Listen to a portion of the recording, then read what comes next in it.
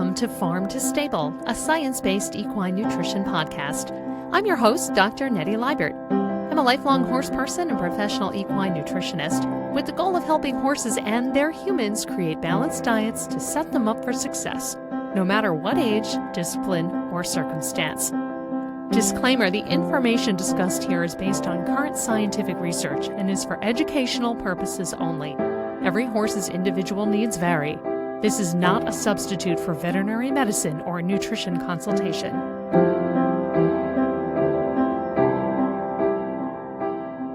Welcome back to Farm to Stable, an equine nutrition podcast. I'm your host, Dr. Nettie Liebert, and today we're going to talk about a topic near and dear to my heart, and that is the senior horse. So I did some work in graduate school about horses as they age, and older horses have so much to offer. A lot of them have been there and done that, and they have so much to teach, and many of them have a lot of patience to do that teaching, and they really are wonderful and have a lot to give. So I want to talk about one of the big questions that gets asked by horse owners all over the world, and that is the question of, when is my horse considered senior?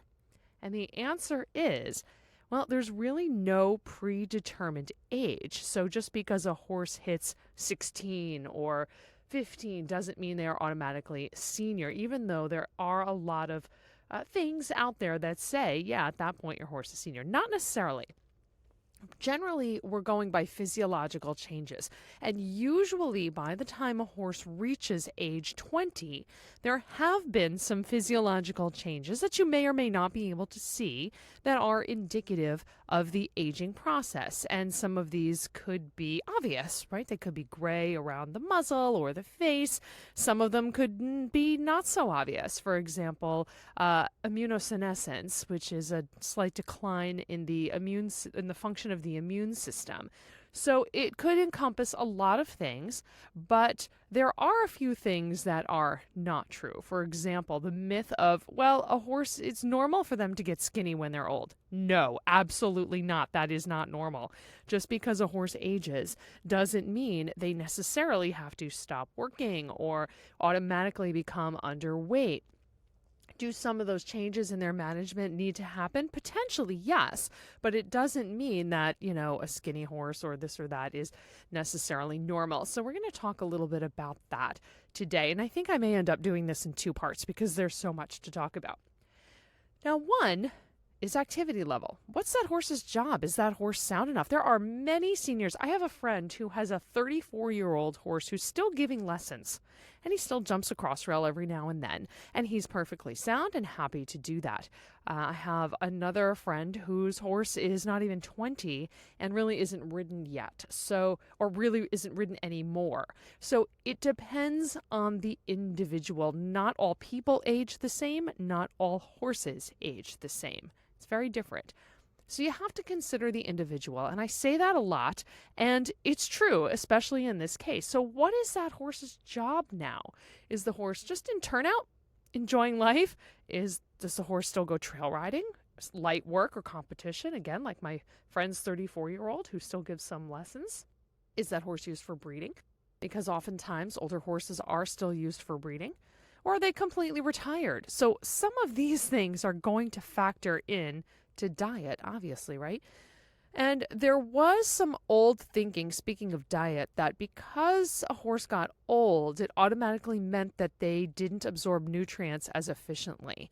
And it turns out that that is not true. A study published by Ralston and Harris in 2013 concluded that age alone absolutely does not significantly affect digestive efficiency in healthy horses.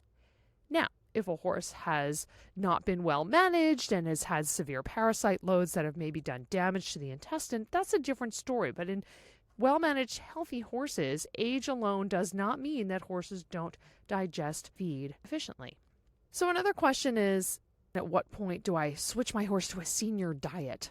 The answer depends on the individual horse. If your horse is on a given diet regimen, and is doing well, maintaining weight, looks good, muscle tone is decent, has energy, you may not need to change anything just because they hit a certain age. Now, if you're seeing a horse have weight gain or weight loss or changes in top line, that could be a different story. And the answer to which feed to switch to is going to depend on that individual. But of course, we're going to go back to forage, as always. It is the most important component of the equine diet. And with age, sometimes comes dental problems. So as a horse owner, it is very important that your veterinarian evaluate your horse's teeth at least once a year. As horses age, the way their teeth erupt, eventually they're going to stop. So eventually they may have problems with abscesses or tooth loss or things of that. Another problem is called EOTRH, where it's basically a tooth resorption in the front incisors, and that can result in tooth loss too. It's not inevitable for every horse. Some horses will have dental problems, some won't.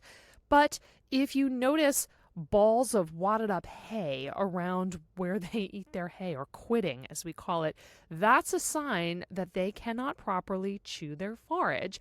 And sometimes that hay quitting is often accompanied by weight loss because the horse isn't quite consuming as much as you think. That's a bit of another issue, but dental issues are a big one. So sometimes sufficient intake can be challenging, but there are always ways to address it with forage alternatives and soaked products and things like that. Again, if you don't have pasture or you're relying on hay, there's all different ways to do this. Some of those forage alternatives, as I've talked about before on this podcast, hay cubes, fiber pellets, soaked beet pulp. Again, I generally am always going to recommend that these things be soaked, especially if your horse has fiber issues. I have another friend of mine who had an older horse who was colicking, and he ended up in the clinic about 2 or 3 times in as many weeks. And this is a well-maintained, well-managed horse, and she was really upset, and she asked me for help, and she said, oh, and by the way, his teeth don't really work. He really doesn't have much in the way of teeth anymore.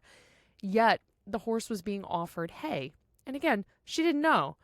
And the long stem forage was likely the culprit of these colic episodes. So as soon as we switched this horse to a diet that consisted of the concentrate he was getting, plus soaked hay cubes and some soaked chopped forage, he didn't have a problem with colic until he passed away of other problems later on in life. So it can be done, and many horses are on these forage alternative diets. Now, I mentioned earlier, the senior grain ration, and people say, oh, do I need to put my horse on a senior feed? Well, again, not necessarily, but typically senior feeds are higher in fiber.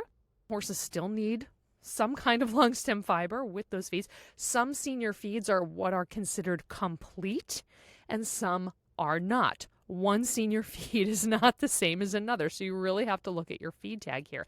And when I say complete, there are diets out there that can be the sole ration for the horse. They're typically fortified a little bit lower than a quote-unquote regular concentrate. And that is because if it is the sole diet for that 1,100-pound horse, and that horse needs to consume 20, 25 pounds of that complete feed, you can't over-fortify it because then you're going to run into problems with certain vitamin and mineral toxicities. So it all depends. Not all senior grains or senior rations, senior concentrates are considered complete. So you have to read your labels. And if you're not sure, you can always call the manufacturer. Usually I don't recommend that unless there is a major dental issue. And that's the only way that the horse can consume feed and maintain their weight. So everything has a place, but it just depends on the individual. Horses, as I mentioned, age individually. And in the paper I mentioned earlier by Dr. Sarah Ralston and Dr. Pat Harris in Equine and Applied Clinical Nutrition, they broke it down into how horses age. One is young at heart, right? Meaning I have one of these. He's 23, mostly. And people look at him and think, wait, he's how old? I thought he was, 10. No, he thinks he's 3 years old. One is aged with a tendency to lose weight, aged with a tendency to gain weight, and then geriatric with associated health problems. Now, the horse who's young at heart, Again, maybe that status quo is working. You may not need to make any changes in diet or management. They have, if everything is balanced and you have decent quality forage, maybe that horse just needs a ration balancer, a little extra vitamin mineral supplement, maybe not. And exercise is tolerated. It just depends. So one thing to note with all senior horses is that as they get older, yes, energy expenditure typically does decline with age, meaning they're not exercising as much or as intensely, but the amount of vitamins and minerals that they need does not decline. So calorie needs may decline a little bit, but vitamin and mineral needs do not. And that's an important distinction to make. So practically speaking, as a nutritionist, I'll aim for, a young at heart senior horse to meet their requirements for light to moderate work when it comes to vitamins and minerals. And then, of course, I'll take a look at, does that horse need vitamin C? Now, horses typically do not need vitamin C supplemented except under certain circumstances because their liver makes it. And when you supplement, you can shut down that vitamin C production, which you don't want to do. So it depends if there's something else going on or something particularly stressful, maybe short term, but that's another discussion. Now, how about the horse that is older and tends to lose weight? This is a very common question that I get. So why are they losing weight? That's a key question to answer. Is it because they can't chew? We talked about dentition and their teeth earlier. Are they stressed? Is there something else going on? Do they have some kind of other health problem that you haven't diagnosed yet? Are they in a paddock where they're being bullied by other horses where maybe they used to be the king of the castle, but maybe they've fallen in rank now? What has changed about their appetite or their intake? And have they had good parasite control throughout their life? It's parasite scarring of the GI tract is less common now than it was, say, 30 or 40 years ago. But if you don't know that horse's history, if you can track down any of it, that could be helpful. But it is a question that maybe your veterinarian can help you answer. So with that harder keeper, especially as I record this, we're coming into winter. A lot of people will throw on the blanket and not necessarily take it off very often. And in the spring, all of a sudden they have a skinny horse. So you got to make sure you're taking off that blanket and checking under the fuzzy coat and making sure that your horse isn't losing too much weight. But finding the answer to why that horse is losing weight is key, or failing to maintain weight. Is it clinical? Is it age-related? Is it herd dynamics? Is it behavioral? Is there some kind of pain? Is it too painful for the horse to eat off the ground, say? Are they more comfortable eating at, say, chest level? So these are some things to consider. And again, I mentioned hay quids earlier. It literally looks like a wad of just balled up, chewed up hay. If you're noticing that, that is a key sign that there's a problem with your horse's teeth and they probably aren't able to consume as much as you think they are. Now, with a dietary protocol for this underweight horse, good quality forage going to be the first step. Depending on the reason, are they able to consume regular hay, or do they need a forage alternative? And then, of course, looking at a concentrate, perhaps with higher amounts of fat, which would be higher calories, and a controlled or lower amount of starch and sugar. That's generally where I'm going to start. Sometimes even a simple fat supplement will do the trick. It really just depends. Now, what about the opposite problem? What about that horse that all of a sudden becomes a really easy keeper and is tending to gain weight and is looking, you're worried about that horse becoming obese? Maybe that horse was on a high concentrate diet and now isn't exercising so much anymore. That horse, in this situation, probably requires less calories than previously. They may not need a grain concentrate at all, but they still need those vitamins and minerals. Remember, if calorie needs change, vitamin, minerals, and protein needs do not. So you still need that quality protein and your nutrients, your vitamins and minerals. And a ration balancer can provide those fairly easily, again, on top of your forage. So assuming the horse can consume forage, regular normal hay and grass. So again, I'm going to go back to that a few times. If that horse is sound enough to exercise, then why not? Take them for a trail ride. Again, they don't have to be in heavy training. You don't have to be working towards the Olympics here, but a little hack a couple times a week if the horse is sound enough to handle it. Are you feeding properly? Are you feeding too much of a concentrate? Right? There could be some metabolic changes that are occurring there if the horse also is losing muscle mass, which it's called sarcopenia with age. It does happen. Muscle loss means, and this is true in people too, that at rest you're burning less calories overall. So over time, if you don't change the diet intake, that can lead to some weight gain. And as far as the dietary protocol goes, we can restrict some calories a little bit without limiting vitamins and minerals and protein, and help that horse get to a weight loss diet and a healthier weight. So a nutritionist can help you do that. Now, the fourth category I mentioned was the geriatric horse, right? A horse that ages with health problems. And that could mean a number of things. Some common ones include equine Cushing's syndrome, or PPID, Cushing's disease, equine metabolic syndrome, which is insulin dysregulation, increased episodes of colic, alterations in cardiovascular function, increased risk for infection, where I talked about immunosenescence or decline in immune system function, and decline in fertility if that is a breeding animal. So as always, the key here is to provide that generally balanced diet. That's always where we want to start. We want to think about what that horse's energy expenditure is. What are they doing? Are they exercising? Are they not? And provide sufficient calories for what that particular horse needs. And I hope it goes without saying to say plenty of fresh water is key, right? You got to do that. That's horse ownership 101.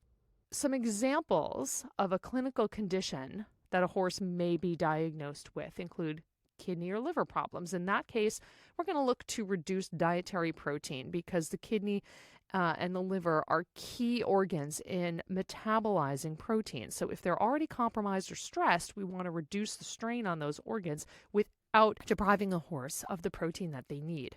What about frequent colic? We want to ensure proper dentition. We want to ensure good fiber sources. We want to work with the veterinarian in this case about the cause and what might be going on, and see how we can support that horse from a nutritional point of view to help reduce the risk. You can never eliminate the risk, but there are things you can do to reduce it. And what about pain? Arthritis, very common in older horses. And where is it located? Remember, it can be in the neck, the back, the stifles, the hock, anywhere in the body, just like people. And I mentioned this earlier. If a horse does have neck or back pain and you're feeding them on the ground, it may be painful for them. They may not want to do that. At the same time, if you have a hay net that's very, very high, it could be uncomfortable for them to reach that too. So finding that balance of what's comfortable for that animal could make a world of difference in how they're able to consume their feed. Two of the most common endocrine disorders diagnosed in older horses, Cushing's disease and equine metabolic syndrome, right? So these are going to have big effects on how we create the diet. And generally, they're going to be low carbohydrate. And if the horse needs weight, we'll add some fat. And if not, we can control forage intake without depriving the horse of what they need. So feeding the endocrine challenged horse is a whole other discussion that I'll get into on another topic. But for today, I really just wanted to hit the highlights about the senior horse because I love senior horses. They're one of my favorite groups of horses to work with, and I own one. So he's young at heart, with a little Cushing's disease thrown in. So it's really fun to watch him buck and play as a 23, coming 24-year-old. And it was funny, I was having this discussion with my trainer a few weeks ago as I took him for a little lesson. It was a big adventure for us. And there are 3 horses about his age. It was him. It was one of her trusted golden oldie lesson horse, who was about 24, and one of her client's horse, who was also 24. And these were 3 horses about the same age who aged very, very differently. The client horse was retired. He had a lot of physical issues, and it was just time for him to retire. The lesson horse, he was again has some physical issues, but is still plopping around, teaching beginners, giving riders confidence. He jumps a couple cross rails a week, and he is just as solid as a rock. And then then you have my horse, who came to I brought him to my trainer's farm, which he did live there for about 4 years, and he thought it would be fun to leap and buck around the ring a few times. So once he settled down, we had a very productive lesson. But it was an interesting example of 3 horses in their mid-20s who had all aged very differently. So we'll talk about feeding the endocrine challenged horse in a future podcast. But for now, I hope you've enjoyed learning a little bit about the senior horse. And if you have any questions, comments, a topic you'd like to hear about, please reach out. equinenutritionphd@yahoo.com. I'd love to hear from you and do a future episode on listener questions. Thank you so much for spending some time with me. I hope you've enjoyed this podcast, and I look forward to having you back next time. Thank you for listening to the latest episode of Farm to Stable, a science-based equine nutrition podcast. Please share and subscribe if you found the content interesting. And if you have a topic you'd like to hear about, send it to equinenutritionphd@yahoo.com.